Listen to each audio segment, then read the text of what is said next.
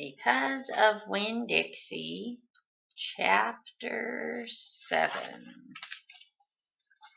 Back when Florida was wild, when it consisted of nothing but palmetto trees and mosquitoes, so big they could fly away with you, Miss Franny Block started in. And I was just a little girl, no bigger than you. My father, Herman W. Block, told me that I could have anything I wanted for my birthday. Anything at all. Miss Franny looked around the library. She leaned in close to me. I don't want to appear prideful, she said, but my daddy was a very rich man. A very rich man. She nodded, and then leaned back and said, and I was a little girl who loved to read. So I told him, I said, Daddy, I would most certainly love to have a library for my birthday. A small little library would be wonderful. You asked for a whole library? A small one, Miss Franny nodded. I wanted a little house full of nothing but books, and I wanted to share them too. And I got my wish. My father built me this house, the very one we are sitting in now, and at a very young age I became a librarian. Yes, ma'am. What about the bear? I said.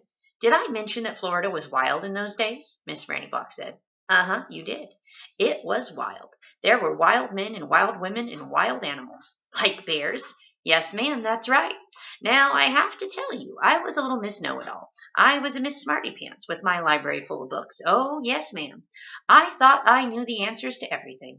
Well, one hot Thursday, I was sitting in my library with all the doors and windows open and my nose stuck in a book when a shadow crossed the desk. And without looking up, yes, ma'am, without even looking up, I said, Is there a book I can help you find? Well, there was no answer, and I thought it might have been a wild man or a wild woman scared of all these books and afraid to speak up. But then I became aware of a very peculiar smell, a very strong smell. I raised my eyes slowly, and standing right in front of me was a bear. Yes, ma'am, a very large bear. How big? I asked. Oh, well, said Miss Franny, perhaps 3 times the size of your dog. Then what happened? I asked.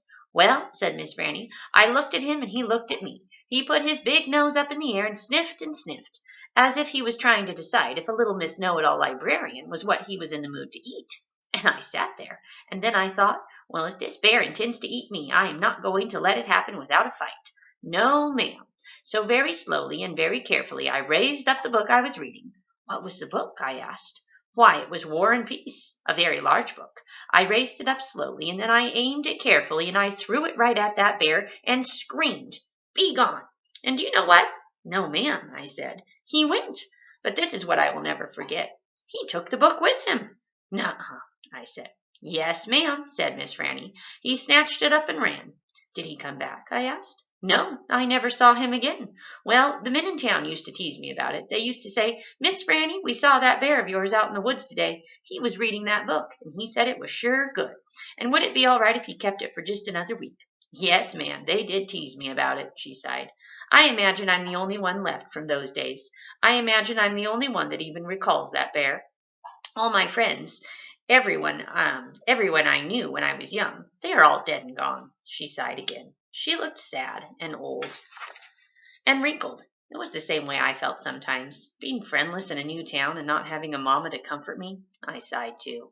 When Dixie raised his head off his paws and looked back and forth between me and Miss Franny, he sat up then and showed Miss Franny his teeth.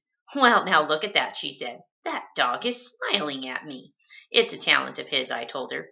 It is a fine talent, Miss Franny said. A very fine talent. And she smiled back at Winn-Dixie.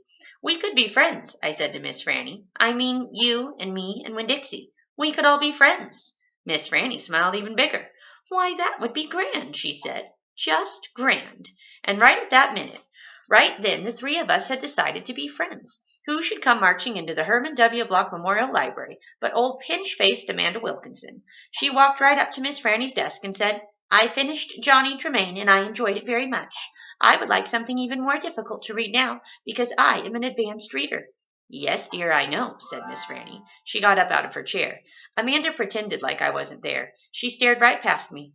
Are dogs allowed in the library? She asked Miss Franny as they walked away. Certain ones, said Miss Franny, a select few. And then she turned around and winked at me. I smiled back. I had just made my first friend in Naomi, and nobody was going to mess that up for me, not even old pinch-faced Amanda Wilkinson.